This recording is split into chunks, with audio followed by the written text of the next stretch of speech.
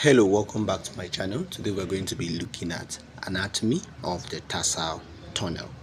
So what is the tarsal tunnel? The tarsal tunnel is a fibro-osseous. It is a combination of bone and ligament, fibrous and osseous. Osseous for bone, fibrous for ligament. It's a fibro-osseous tunnel located on the medial side of the ankle. On the medial side of the ankle, it acts as a passageway for tendons, nerves, and blood vessels to travel from the posterior compartment of the leg into the plantar aspect of the foot. So there could be compression of content in this tarsal tunnel, specifically the nerve, leading us to tarsal tunnel syndrome. But we'll look at tarsal tunnel syndrome shortly. So this is the tarsal tunnel and osteofibrous. See the fibrous part, flexor retinaculum.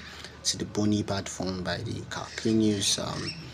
Then it's a tunnel, it's a space such that passageway for structures in the posterior leg pass into the plantar aspect of the foot. You see how the structures pass in this direction. So this is our tarsal tunnel. It's on the medial aspect of the foot. So now what are the boundaries? The floor of the tarsal tunnel, which means we're talking about deep to the tarsal tunnel, is formed by the medial surface of the talus and calcaneus. These are the two bones that form the deep aspect of the floor of the tarsal tunnel. The roof, the superficial, is formed by the flexor retinaculum, like you have seen already in this image. The flexor retinaculum forms the roof, related superficially. Tarsal tunnel formed superiorly by the flexor retinaculum. The flexor retinaculum now spans from the medial malleolus to the calcaneal tuberosity. This is it. This is our medial malleolus, right? And this is our calcaneal tuberosity. So the flexor retinaculum spans from the tarsal tunnel, from the medial malleolus to the calcaneal tuberosity. The walls of the tarsal tunnel is formed proximally by the deep fascia of the leg and distally by the deep fascia of the foot. Now, what are the contents of the tarsal tunnel? What do you find inside the tarsal tunnel? Now, starting from anterior, which is from the medial malleolus side, moving to the posterior. We're going to name the structures in the content of the tarsal tunnel from anterior to posterior. That is starting from the medial malleolus side, moving towards the calcaneal tuberosity, calcaneus. So we have the tibialis posterior tendon, that is the tibialis posterior muscle tendon. We have the flexor digitorum longus tendon. We have the posterior tibia artery and its vein. We have the posterior tibia vein. There are some veins surrounding the posterior tibia artery. Then we have the posterior tibia vein. We have the tibia nerve. We also have the flexor hallucis longus tendon. And the Tom, Dick, and Very Nervous Harry is a mnemonic we use for remembering perfectly the contents of the tarsal tunnel.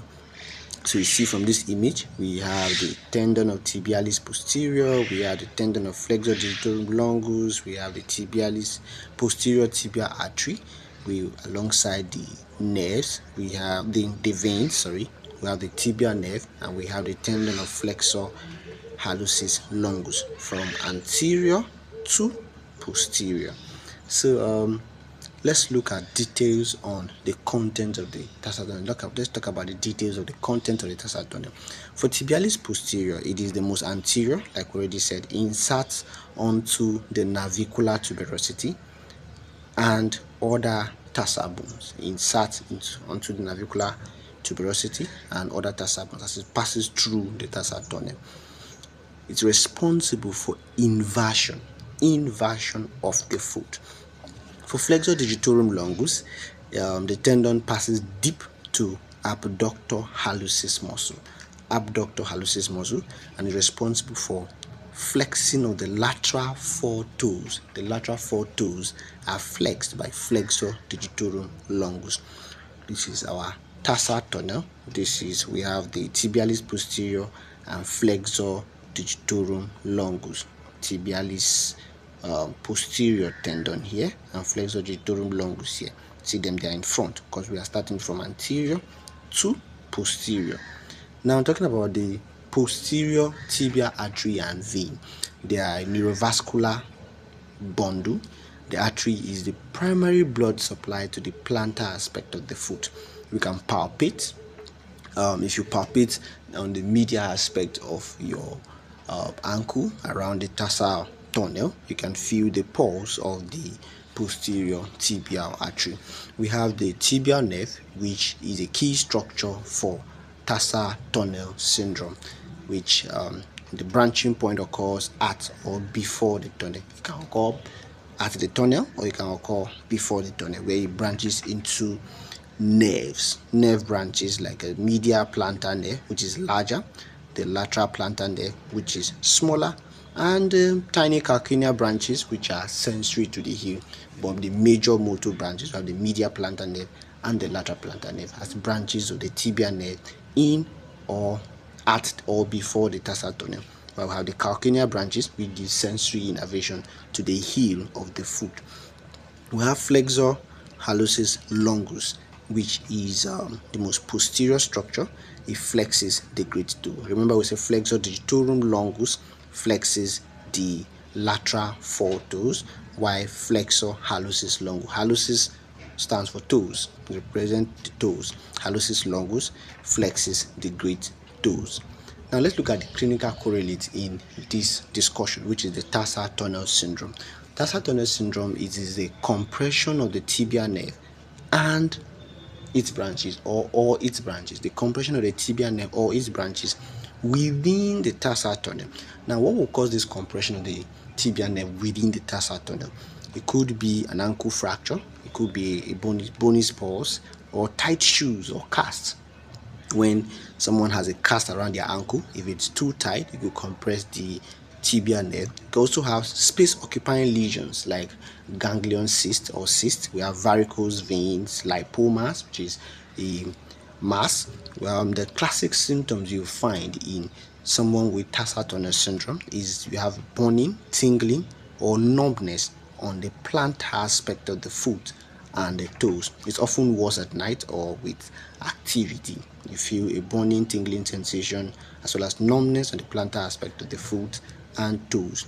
We have the positive Tinel's sign, which is when you tap lightly over the tarsal tunnel behind the medial malleolus, you reproduce this tingling sensation down the foot. So when you tap on the tarsal tunnel posterior to or behind to the medial malleolus, you produce this tingling sensation when someone has tarsal tunnel syndrome. So that is called positive Tinel sign. So as you can see, this is the tibial nerve where it's compressed in the tarsal tunnel, and this is what we call tarsal tunnel syndrome. So exam tips: a lot of students make some mistakes. If a patient has foot drop, people mistake foot drop with tarsal tunnel syndrome. In foot drop, the nerve involved is the common peroneal nerve. There's injury to the common peroneal nerve, most likely around the neck of the fibula, and not tarsal tunnel syndrome. Tarsal tunnel syndrome does not cause foot drop. But in tarsal tunnel syndrome, what is affected is the tibial nerve, causing plantar sensory loss. But for foot drop, it is the common peroneal nerve that is affected. It's also called the common fibular nerve. Then, if a patient cannot invert their foot, this is an issue with the tibialis posterior tendon injury, not the nerve. Failure of inversion of the foot is a paralysis of the tibialis posterior tendon muscle and not the nerve. So remember that motor to plantar muscles is through the tibial nerve, but the tendon is for what? Inversion. Tendon is for inversion. So that will be all for this video. Don't forget to like, comment if you have any question, or there's a specific video you want me to shoot. Then subscribe to Alacrity Explains Anatomy for more videos. Don't forget to turn on the notification button so that you get notification anytime I drop a video. Thank you.